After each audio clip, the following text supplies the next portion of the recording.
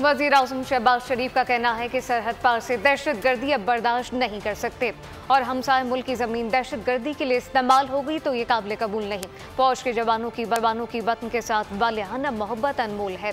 बिरादर हमसाय मुल्क के साथ बिरादराना ताल्लुक और तिजारत चाहते हैं, जबकि शहदा और इनके अहले खाना को खराजी तहसीन पेश करते हैं। हमसाय मुल्क को दावत देता हूँ कि आए मिलकर दहशतगर्दी के खात्मे के लिए काम करें।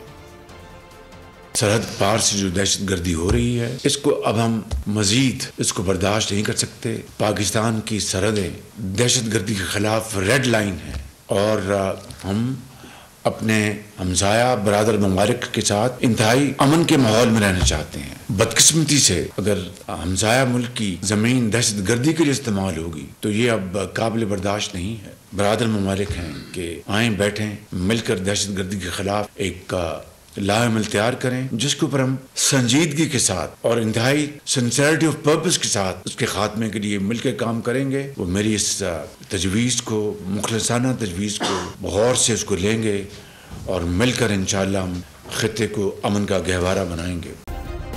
सब्सक्राइब करें और बेल दबाएं ताकि कोई खबर रह न जाए।